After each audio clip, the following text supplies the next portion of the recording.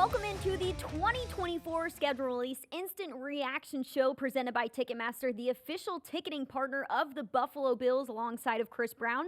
I'm Maddy Glab. Buffalo has the sixth hardest schedule in terms of opponents' records from last season. The Bills are also set to face 7 teams that made the playoffs in 2023. Chris, we're going to dive into every inch of this schedule, but to kick us off, what are a few words that best describe the layout of the schedule?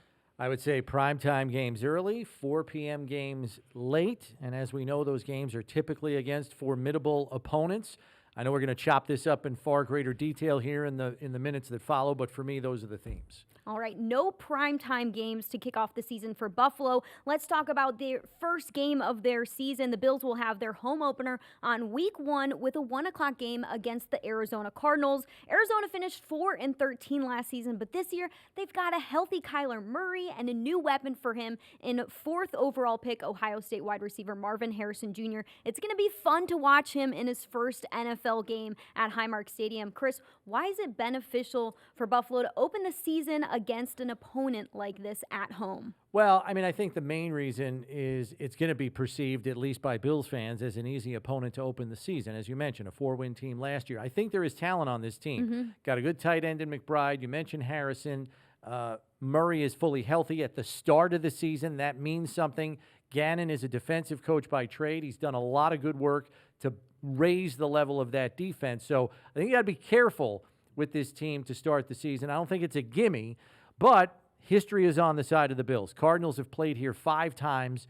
Their only win is back in 1971 against a 1-win Bills team that season. So there's your answer. There's your interesting stat. All right, let's move on to primetime games and bigger games for the Bills because we know there's quite a few of them. The Bills have 5 primetime games scheduled for the 2024 season at this point. We know that can change.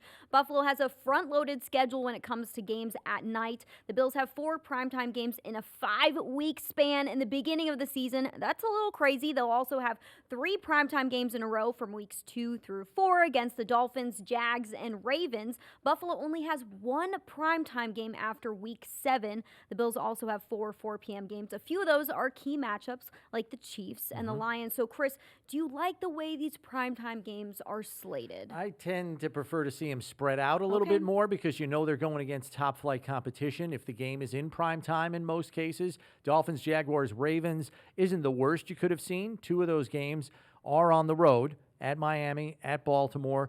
Thankfully, the home game against Jacksonville is sandwiched in between those, but that's what you're going to get when you're playing a first-place schedule. You're going to get tough opponents, and they're going to be in primetime.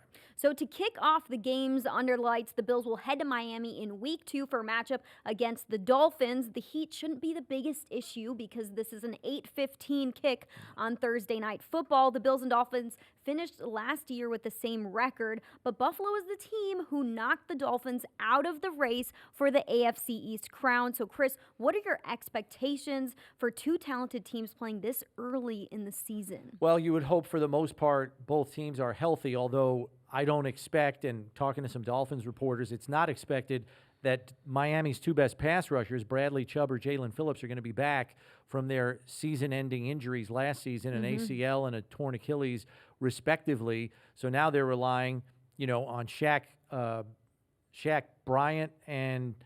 Barrett and their first-round pick, Chop Robinson. Yeah. Those guys are going to have to be rushing off the edge for them. That's going to be something that's a work in progress as early as week 2. So that could be a deficiency for them. And I already know that Miami fans are hot under the collar that the Bills don't have to deal with the heat because it's a night game. You can't have it both ways, Miami fans. You were saying, we beat you. It wasn't the heat that did it 2 years ago. And now they're like, we don't have our advantage of the heat. You can't have it both ways. So I'm kind of glad that, number 1, it's at night. And number 2, it doesn't look like the Dolphins defense, which has a new coordinator as well, and Anthony Weaver, is going to be at full strength. And they're getting ready for life after Christian Wilkins. It'll be interesting to see what this defense looks like without one of their best players on it. Moving on, the Bills will get a home Monday night game against the Jaguars in week 3. And then the following week, Buffalo will be on the road to play the Ravens on Sunday Night Football. It'll be a matchup between the last year's leaders in the AFC North and the AFC East. Both both of these teams got knocked out of the playoffs by the Kansas City Chiefs.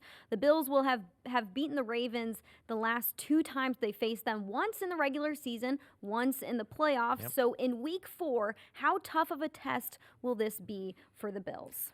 I really see this as one of their toughest games on the schedule. Yeah. I think it'll be a very physical matchup, as games against the Ravens tend to be. I think that's especially the case now with Derrick Henry in their backfield. Baltimore went a step further than the Bills in the playoffs, advancing to the AFC title game last year, as we know. They are that good. That being said, I think Sean McDermott has done an exemplary job of controlling Lamar Jackson. He tends to have poor performances against the Bills' defense. Let's hope that trend continues. Yeah, they've always done a great job scheming for Lamar Jackson. He's a really talented quarterback. That is not an easy thing to do.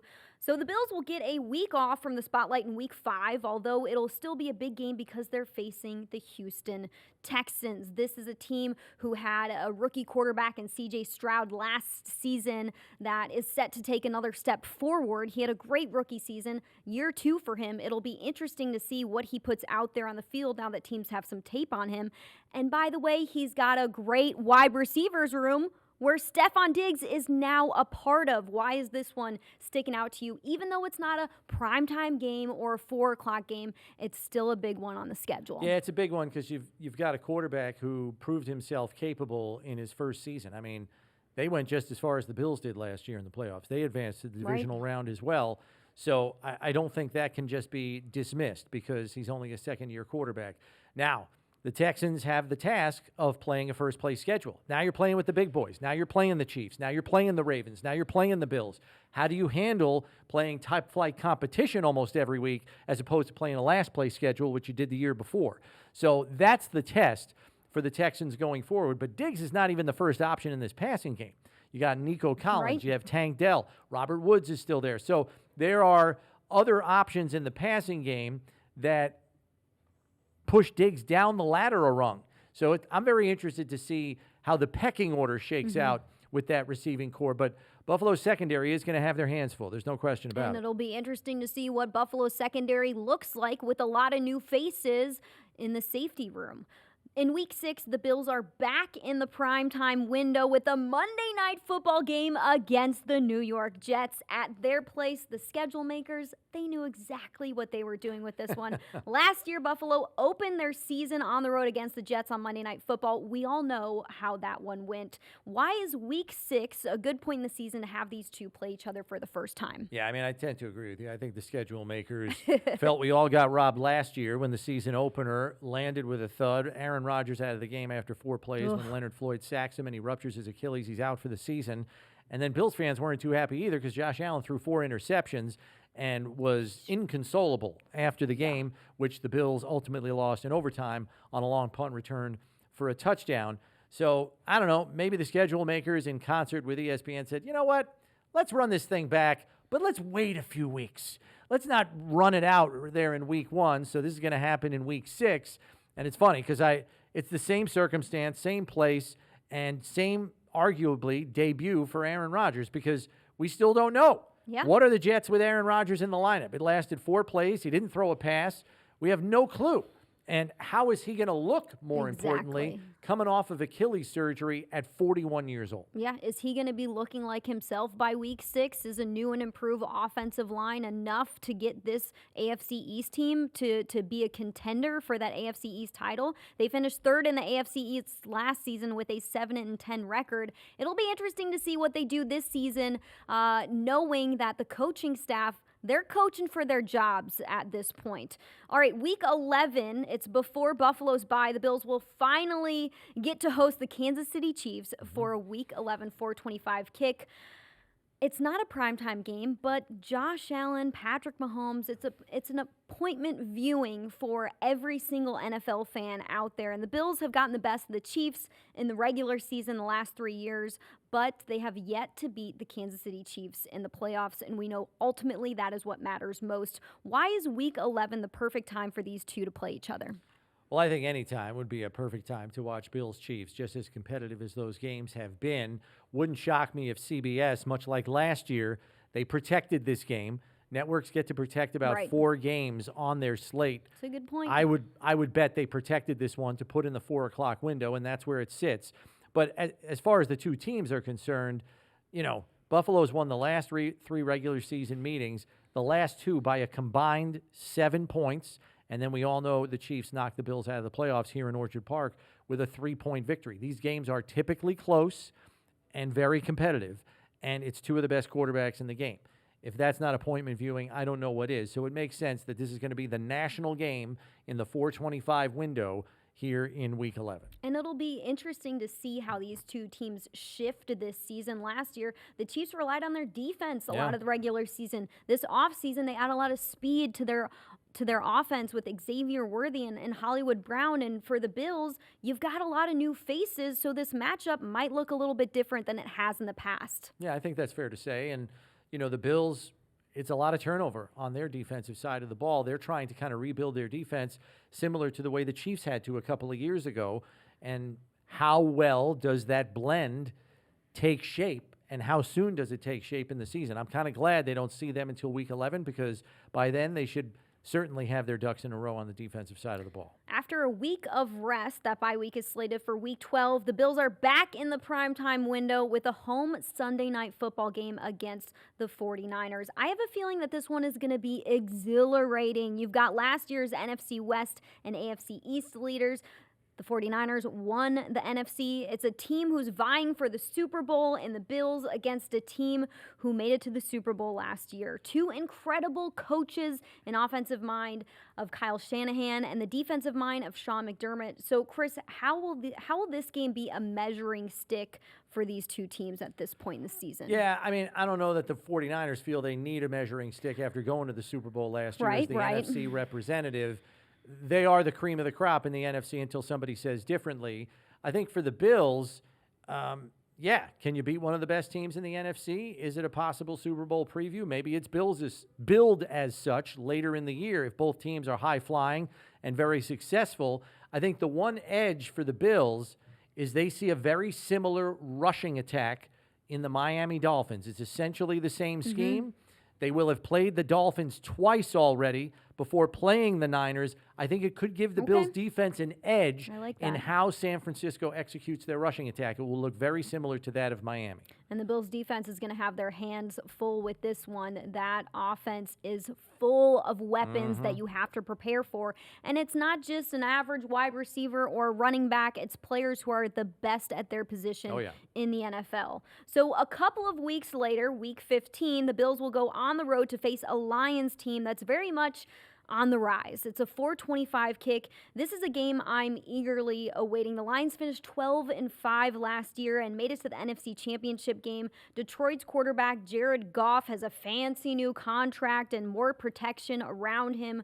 What type of meaning does this game have in Week 15, Chris? Yeah, I think this is another physical test type game. Much like the Ravens game, Dan Campbell takes pride in having a physical team that can bludgeon you at the line of scrimmage and then beat you over the top with their receiving core, and that's what they're about.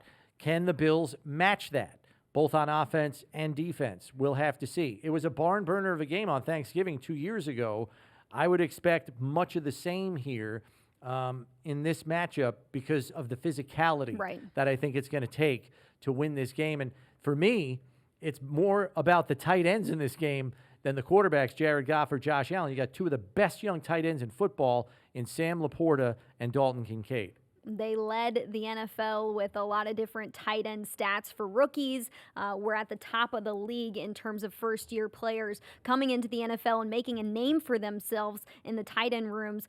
Let's get into the AFC East divisional matchups. The Bills only have 2 divisional games in the first 6 weeks of the season. The rest will come after Week 8. Buffalo will also have 3 divisional games in a row to end the season, and 2 of those matchups will be against the Patriots. Why could these end-of-season games against the Patriots be no joke for Buffalo? Well, I think there's a lot that the Patriots have to put together as they start anew here with new head coach Gerard Mayo, potentially rookie quarterback Drake May in the starting lineup, maybe if not at the beginning of the season, certainly by this point in the season, especially if they've got little to play for because the season hasn't panned out as they had hoped. But here's the thing. I think if you got the Patriots early in the season, it's probably an easier matchup. They haven't put it all together. By this point in the season, they've probably got everything lined up the way they want, and maybe they're just hitting their stride. So I think these could be tricky games for the Bills because they're going to be a little bit more difficult facing a Patriots team in Week 17 or 16 and 18 as opposed to Week 2 or 3. So I think they're a more formidable opponent as a result. And if the Bills need those games, not only for the division, but maybe for their AFC record and their playoff aspirations, these could become pretty important pretty quickly. The final game against the Patriots is also TBD in terms of date and time. We know last season that final game of the season against the Dolphins got flexed for the Bills, and it was a very meaningful game because it was win and in for Buffalo. Could we get much of the same the last week of the season here for the Bills?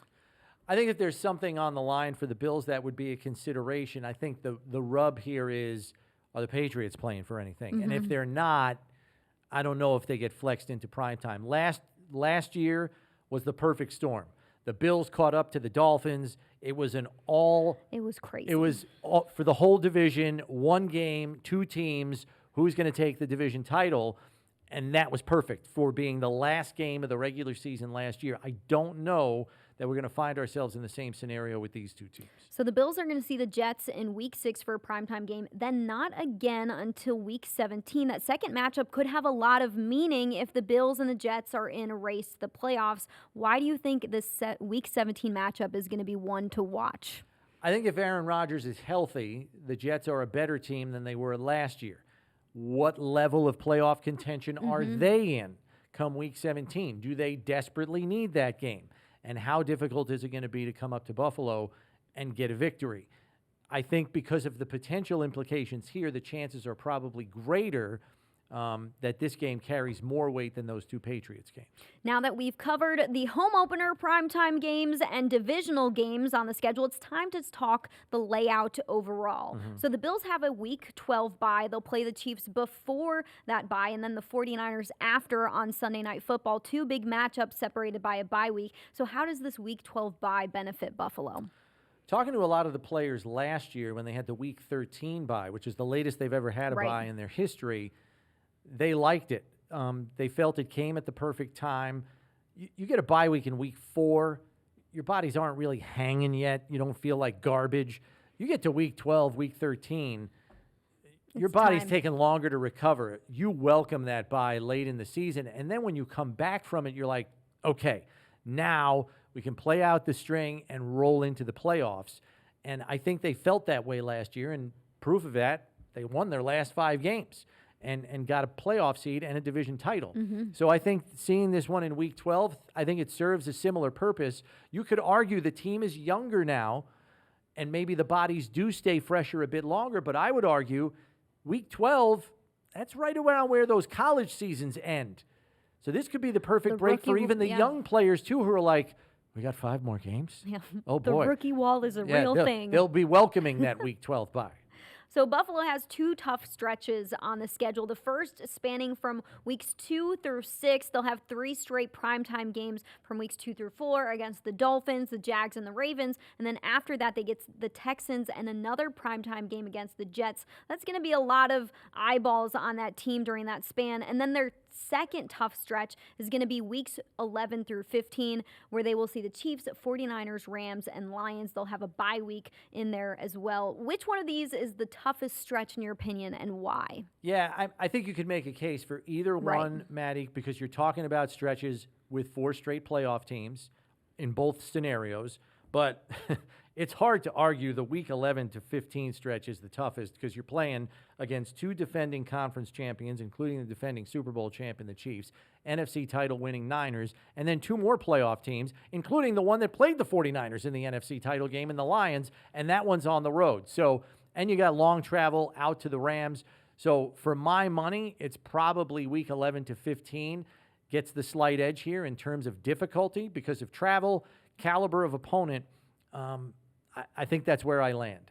Do you think the Rams could fool some people this year? Sneaky team? I think they're sneaky good. I mean, I think people completely forget they made the playoffs last year. They did. And really overachieved when a lot of people didn't think much of the Rams, and I think they're going to be even better this year. I thought they had a fantastic draft if some of that young talent they drafted comes on, like Puka Nacua did last year for them as a rookie, they could really be making life difficult for the 49ers in that division. They had a first-round pick, too. They drafted edge rusher Jared Verse out of Florida State, so it was fun to see them get back in the first round after trading so many first-round picks away. So to end the season, the Bills have 2 away games, 2 home games. They'll see the Lions, Jets, and then the Patriots twice. Last season, the Bills really needed to collect those wins at the end of the season to secure a spot in the playoffs and an AFC East title. What's the toughness level here for the end-of-season stretch for the Bills?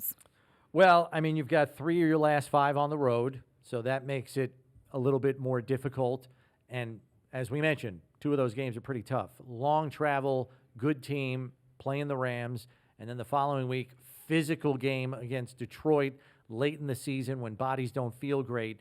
And then you got 3 straight division games to round it out. Granted, Patriots would be presumed to be easier games, but you got the Jets in between there, which could be a game with major playoff implications for both teams. You're going to be having 2 teams fighting tooth and nail in Week 17. That's going to be tough. Those divisional games could mean a lot at the end of the season, too, depending on how that earlier game against the Jets and the 2 Dolphins games go. And in the first half of the season, you might really want to be pressed to collect those wins against the Patriots at the end of the season. We caught up with one of the schedule makers, NFL VP of Broadcast Planning, Mike North, to get his view on Buffalo's schedule and why they put certain games in certain places. Here's our discussion with Mike. Mike, thanks for being on with us. We know it's been a busy time for you guys as you crunch the teams, crunch the numbers, get the schedule ready to go. It's a beauty for the Bills. A lot of primetime games again for this Buffalo team. You land at the number 5. Tell me how you landed on 5 for the Bills. They had 7 last season. Yeah, I mean, we talk about primetime games. You also have to remember the way we look at it is we think about those 4:25 Eastern time doubleheader games. Those are basically primetime appearances as well. So any of those 4:25 games that land on CBS or Fox in a big window, those are still nationally televised games as well. So a team like Buffalo, is going to be top of everybody's wish list. All the network partners are coming in banging on the door. So, could we get to 2 Sunday nights? Can we get to 2 Monday nights? Can we get to 2 Amazons? Can CBS and Fox each get a couple of doubleheader games? Might we use them on Thanksgiving again as you venture to Detroit again? There were a lot of opportunities to get really a lot of Buffalo Bills games in the national television windows. You also have to think about the opponents. As you look at every team's schedule, there's games that just kind of jump off the page at you that make you think, this one's got to be in prime time. This one's got to be in a national window. I think, honestly, maybe one of the upsets, if you will, of this schedule is that we didn't actually end up using the Buffalo-Houston game in a national window.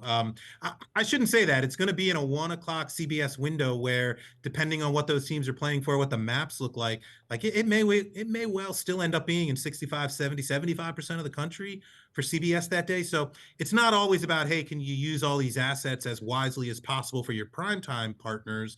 Sometimes you got to keep some of those CBS and Fox Sunday afternoon windows having their fair share of Buffalo too. So a lot of national television. Please keep your quarterback healthy. Please stay relevant. And please have playoff implications for your games down the stretch. Yeah, and speaking of that, Mike, it's hard not to notice the Monday night game, Week 6, Bills at Jets. It's like a MetLife Monday night redux.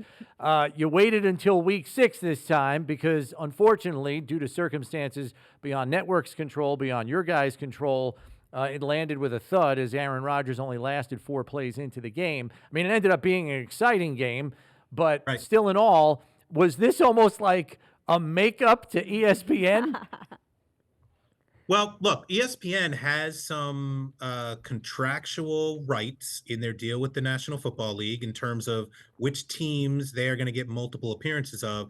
And look, just the way the math works, there's so many windows now between the ESPN and ABC Monday night games, the ESPN Plus game now moving to a Monday night. There's an awful lot of teams that are going to find themselves with multiple Monday nights, but I hope I'm not telling a secret here, but the ESPN it used their power to require the National Football League to deliver 2 Buffalo games for the Monday Night Football package. So as ESPN looked across the entire National Football League and said, which of these teams we want to make sure we're guaranteed multiple appearances of, the Buffalo Bills are on that list. So as you think about how ESPN values the Buffalo Bills, then it becomes a question of, all right, well, which of the Buffalo Bills games make the most sense, like we talked about earlier, for prime time, for national, and certainly for Monday night. And yeah, I think there's probably a little bit of we owe you one with ESPN in terms of Aaron Rodgers getting hurt last year. So that Bills Jets game was likely headed for Monday Night Football, maybe almost from day one. But where in the season was it going to fall? Very easily could have fallen, in week one. It could have fallen down there in week 17. I think it's Bills Jets way down at the bottom of the schedule too, right? Yeah, it's in week 17. That could have been the Monday night game that week. The interesting thing for us is we were thinking about whether to play Bills Jets Monday night of week one. That would have taken the Bills out of the Thursday night game in week two. And one of the things our friends at Amazon had really kind of pointed to was, given the way that Miami Buffalo series ended last year for game 272, can we, Amazon, have a shot at Buffalo Miami as our week two game, as our first game, the one we're going to promote to throughout the summer? You put the Bills Jets in Monday night of week one, that takes the Bills out because we're not going to do a Monday to Thursday. So all trying to figure out how all the pieces move around and fit together. Was this the absolute best way to utilize Jets Bills? We probably thought it was headed for a Monday at some point, but rather than do it in week one again, which would have cost us Bills Dolphins for week two for Amazon, let's put the Bills in a 1:00 window on Sunday so that we could use them for Miami Buffalo in week two on Amazon, save Bills Jets for later. And that's why you find it in October. The Bills are playing the Patriots twice in the last 3 weeks of the season. They won't get to see them until week 16, and then they'll see them again in week 18 for a TBD matchup, depending on if that one gets flexed. We know last year the Bills-Dolphins game at the end of the regular season was a win-and-in game for the Buffalo Bills, also win the AFC East game for the Bills. Why did you slate these games at the end of the year, the Bills seeing the Patriots twice to finish out the regular season? Yeah, not intentional. I don't think we ever set out to play any division series only 2 weeks apart, but I think we've had this conversation before. I don't want to use the word legacy because he's still here and I hope he never leaves, but when Howard Katz was running the scheduling process, I would say his legacy would be loading up the back end of our schedule with division games. The more division games you can have near the end of the season, the less likely you are to have teams who have clinched mathematically playoff spots or division titles. And how many times have we seen, down the stretch, particularly in week 18 there, where you see a team with everything to play for against a division opponent with quote unquote nothing to play for? I think back just a couple of years ago to Lions Packers in Lambeau. Green Bay needed it. Lions were out. And the Lions went and beat them. Think about last year where, what was it? It was Jacksonville winning in to win the division, and Tennessee knocked them off in week 18. You play a division game down the stretch, throw out the records. Those games are still going to matter. And New England's a bit of a wild card for us this year. They were obviously a top brand for 20 years and a dynasty. I'm sure Bills fans and Jets fans and Dolphins fans aren't horrified by their recent struggles, but they're getting better. Obviously, they drafted a young quarterback. They're certainly interesting again. It takes a long time to kind of work your way into that national consciousness as a national brand. It also takes a long time to kind of fall out of it. So I don't think fans have given up on New England just yet. And certainly if their record isn't what they had hoped it was going to be by the time they get to the, week 16, 17, 18, hey, if they can't make the playoffs, about the best thing that could happen to them then is to try to ruin the Bills season. So those games are going to have relevance regardless of everybody's records. Last one for you, Mike. When you're playing a first-place schedule like the Bills are as four-time division champs, this is going to happen.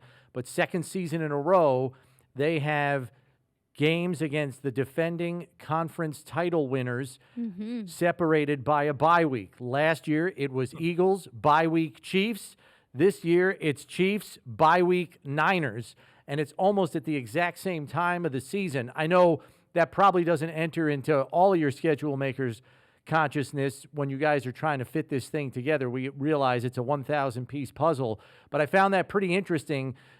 Defending conference champs back-to-back with, mercifully, you guys put a bye week in between there each of the last 2 years.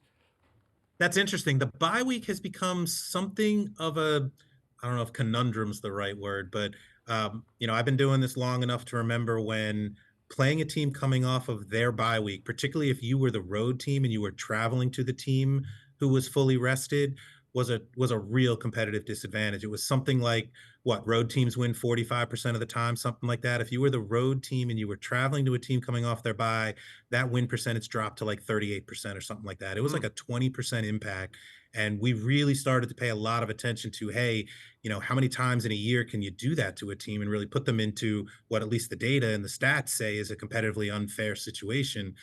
Lately, I think it's kind of gone the other way, and it might have something to do, you should talk to your football people. It might have something to do with the CBA and the way it works now with the players, where you hit your bye week, and I think you have to give the players 4 days off or something like that. Yep. So you almost kind of get out of your rhythm when you hit your bye week. Yes, you get healthy. Yes, you get rested, but then you come out and you got to ramp it back up again. And you might be playing somebody who's still in their routine, their Sunday to Sunday to Sunday routine. And I may not have this exactly right, but there was something like where Andy Reid, for whatever it was, 10 or 12 years in a row, won his game coming out of his bye week, and everybody thought he cracked the code.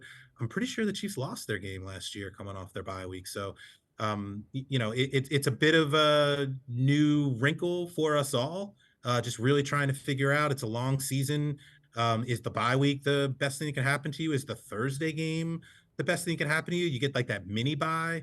Can we separate your Thursday game from your bye week so that you get kind of 2 rest periods? We've got a lot more teams in the league now playing multiple short weeks, so you're going to get 2 mini buys and a full bye. You don't want those all bunched up together. You get completely out of your rhythm, but you don't want to spread out too much or all to be finished in the first 8 weeks or none of them to happen until week 12. So trying to figure out the right cadence over a long season.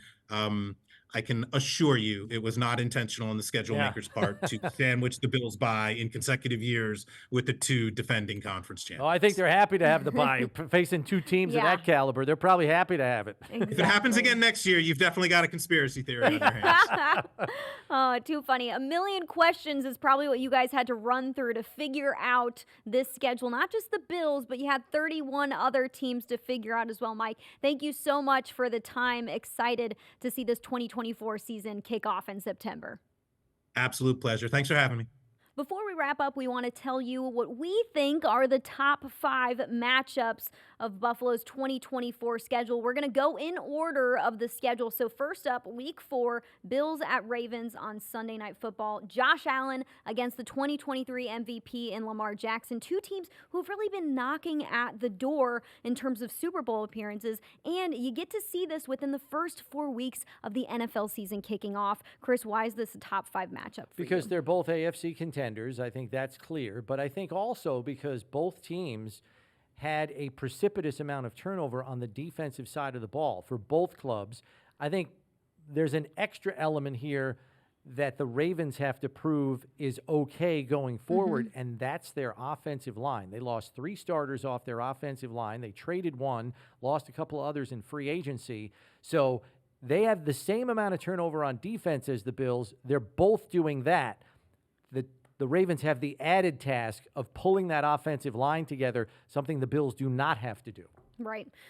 Next one up is week 6, Bills at Jets on Monday Night Football. We already joked about how the schedule makers, they put this one on Monday Night Football for a reason.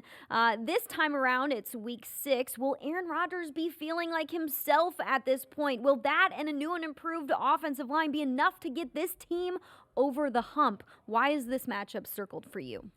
Well, it's a division matchup. It's important, and I think we still haven't answered the question, with Aaron Rodgers in the lineup, can the Jets close the gap on the Bills in the division?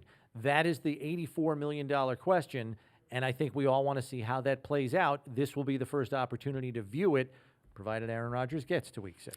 That is true. Got to think about that. Week 11 is our next one. Bills against the Chiefs in the 425 window. We can't not have the Chiefs on our top 5 list. The Bills have faced the Chiefs on the road in the regular season the last 3 seasons. Finally, they get to host the Chiefs at home. It's going to be the 5th year in a row these 2 teams play each other in the regular season.